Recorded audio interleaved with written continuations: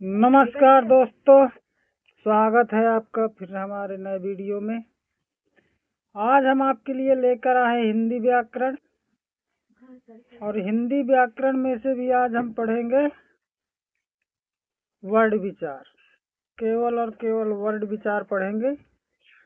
इतने टॉपिक पढ़ना है हमें, 12 यहाँ से 13 हो रहे हैं यहाँ से लेके यहाँ तक में, लेकिन सिर्फ और सिर्फ इसमें हम वर्ड विचार करने वाले हैं। चलिए देखते हैं वर्ड विचार में क्या क्या है। तो वर्ड विचार में जो वर्ड शब्द होता है, वर्ड, इसकी परिभाषा देख लेते हैं। वर्ड को अक्षर भी कहते हैं, ठीक। वर्ड को अक्षर भी कहते हैं। तो भाषा की सबसे छोटी इकाई ध्वनि है, और इस ध्वनि को ही वर्ड कहते हैं। जब भी हम बोलते हैं तो जो सबसे छोटी इकाई, सबसे छोटी सी छोटी जो ध्वनि निकलती है, उसी को हम वर्ड कहते हैं। अब वर्णमाला किसको कहते हैं? वर्ड जैसे हो गया आपका, जैसे हमने बोला आ, तो ये हो गया आपका वर्ड हो गया। हमने बोला का, तो ये आपका वर्ड हो गया, ठीक है। खा, गा, जो भी आप बोल लें, गा बोल लीजिए मान लीजिए, तो ये आपका वर्ड हो गया। अगर हम वर्डों की व्यवस्थित समूह को वर्णमाला कहते हैं, ये आपकी परिभाषा हो गई। इन्हीं को आ से आहा तक लिख लें, आ से आहा तक, आ से आहा तक लिख लें, ठीक। और का से ज्ञा तक लिख लें, का से ज्ञा तक लिख लें। तो इनका जो समूह होगा, पूरे अक्षर लिखने की बात है कर रहा हूँ एक साथ, तो उनको हम वर्णमाला कहते हैं, ठीक। चलिए आगे देखते हैं।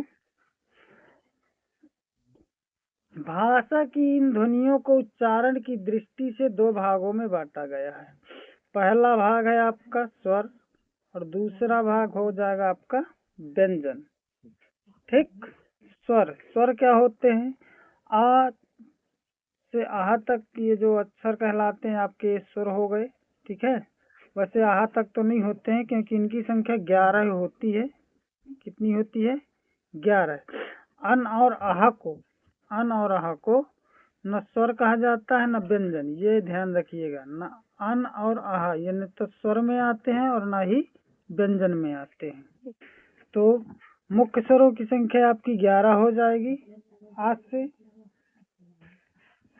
ये हो जाएंगे आ, बड़ा आ, ठीक है। इसी तरह आपकी हो जाएगी छोटी, यहाँ से डैश डैश करते करते आप चले जाएंगे तो औ तक जाएंगे आप, तो ये आपके स्वर हो जाएंगे, ठीक।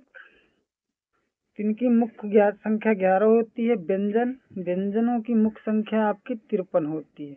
अब कौन कौन से कहाँ कहाँ पर है वो आपको हम आगे बताते हैं। वैसे मुख्य संख्या इनकी व्यंजन की 53 नहीं,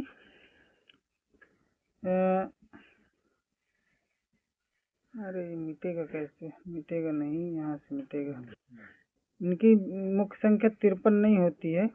मुख्य संख्या इनकी होती है आपकी 25 हो जाते हैं आपके वो 25, 4 और 4, तो ये आपके हो जाएंगे 25, 4, 29, 4, 33।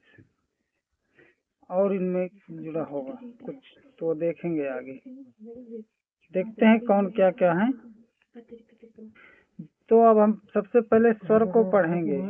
ये वर्णों के भेद है। पहला अपना स्वर था, तो स्वर को देखेंगे। जिन वर्णों का उच्चारण बिना किसी रुकावट के स्वतंत्र रूप से होता है, यानी सहायता किसी की नहीं लेनी पड़ती है, उनको हम स्वर कहते हैं। और स्वर के 3 भेद होते हैं। पहला होता है आपका ह्रास स्वर, फिर हो गया दीर्घ स्वर, फिर होगा प्लुत स्वर। ह्रास स्वर आपके 4 होते हैं, इन्हीं को लघु स्वर कहते हैं। तो ये 4 हो गए। आपको हम जो 11 बताए थे वो काउंट करके यहाँ से बता देंगे, 4 होते हैं। और दीर्घ स्वर आपके होते हैं, ये हो गए आपके छोटा, बड़ा, बड़ी, बड़ाऊ, ए, ऐ, ओ, औ। तो ये आपके होते हैं 7। तो 7 4 कितने हो गए? 11। इसमें एक आपका ओम होता है, ये ऐसे करके लिखा हुआ है। ओम को आप देख लीजिए, ऐसे करके, ऐसे करके, ठीक है। इसको मैं मिटा के बता रहा हूँ। ओम कैसे लिखना है, ये वाला, ये जो बीच में ये वाला अक्षर है, ये वाला, ठीक है, ये है। यहाँ पे ये बन नहीं रहा था तो हमने आपको यहाँ बना के दिखा दिए कि ये बीच वाला अक्षर ये प्लुत स्वर होता है। ठीक, तो ये आपके 4 हो गए, ह्रास स्वर 4 और ये 7 हो गए दीर्घ स्वर। ह्रास स्वर में आपके छोटा छोटी ऊ और री आएगा, दीर्घ स्वर में आपके बड़ा बड़ी बड़ऊ ए ऐ ओ औ आएगा। ये सब कुछ ध्यान में रखना पड़ता है कि ह्रास स्वर में कौन कौन से अक्षर आते हैं, कितने हैं, 4 हैं, दीर्घ स्वर में कितने हैं, 7 हैं, और कौन कौन से अक्षर हैं, ये सब ध्यान में रखना पड़ता है। ठीक, अब स्वर खत्म हो गया, व्यंजन को देखेंगे। व्यंजन में क्या होता है, जिन वर्णों का उच्चारण करते समय स्वर की सहायता ली जाती है उनको व्यंजन कहते हैं। तो चलिए देखते हैं। व्यंजन में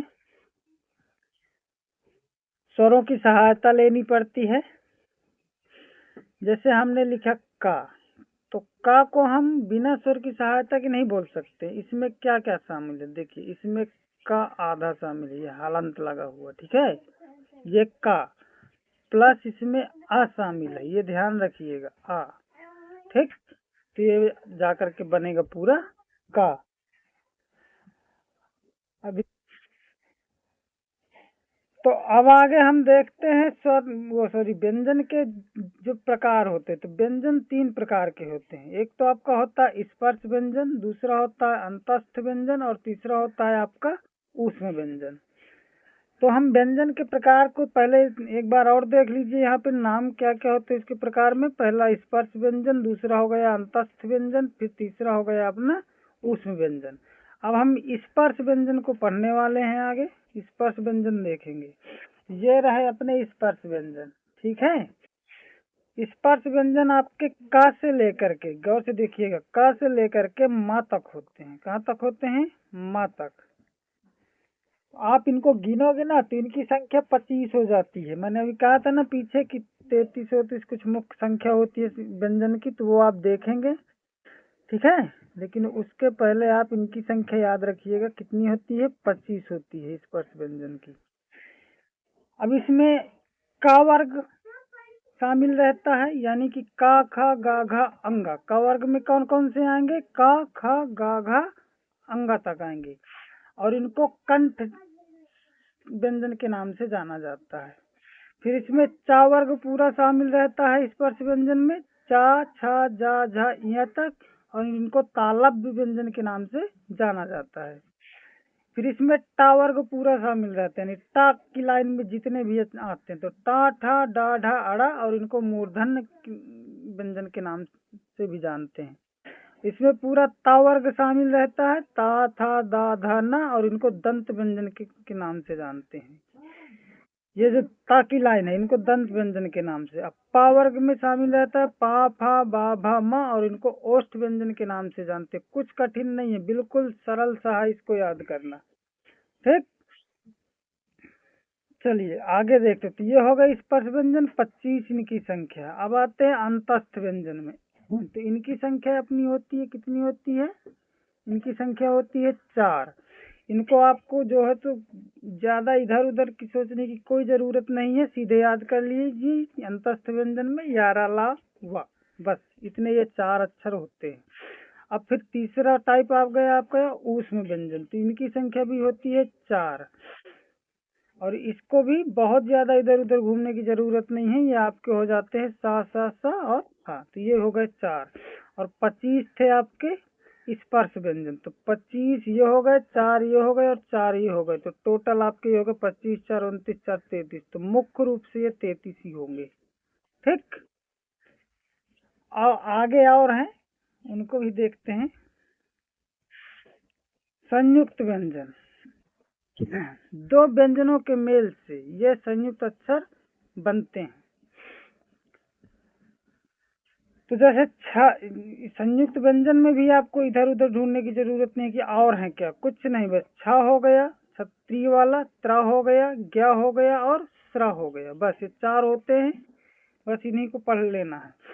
बस ये ध्यान रखना कि छा किससे किससे मिलकर बनता है। तो छा बनता है आपका छतरी वाला का आधा का प्लस खड़कोड़ सड़कोड़ वाला सा।